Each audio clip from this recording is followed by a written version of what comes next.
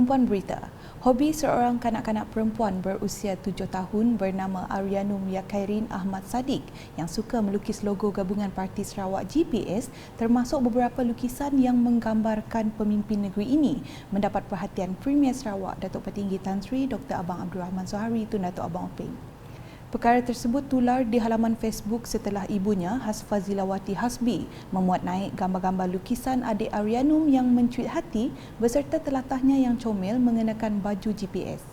Sehubungan itu, Timbalan Menteri di Jabatan Premier Sarawak Hal Ehwal Korporat, Penerangan dan UKAS, Datuk Abdullah Saidul meluangkan masa mengunjungi adik Aryanum sekeluarga di kediamannya di Taman Sukma Kuching untuk menyampaikan penghargaan serta kiriman ucapan daripada Premier Sarawak yang menyatakan beliau tidak keberatan untuk berjumpa dengan adik Aryanum sendiri pada satu masa yang sesuai nanti.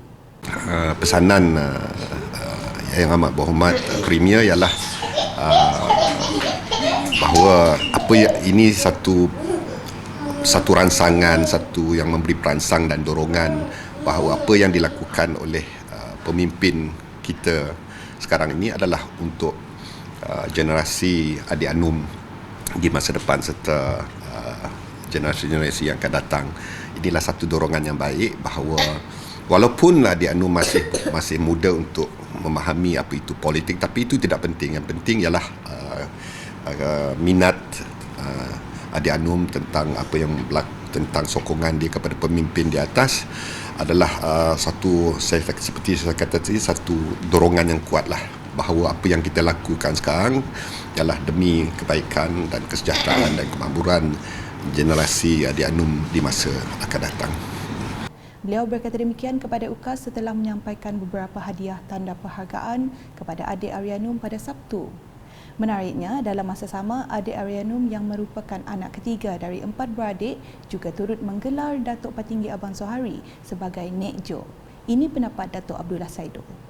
Agak menarik apa yang kita jumpa pada hari ini ialah satu lukisan beliau yang memanggil Yang Berhormat Premier Abang Jo sebagai Nek Jo. Ini satu yang menarik, tapi mungkin boleh digunakan untuk describe pemimpin kita, Nek Jo, selain daripada Abang Jo dan selain daripada ketik dan si berasa ya. So itu satu yang menarik dan daripada generasi mereka. Saya rasa itu satu yang manis, satu yang menarik, satu yang melihat keakraban warga muda tentang deskripsi mereka tentang pemimpin. So walaupun masih terlalu muda untuk memahami ini semua, tapi yang penting di sini ialah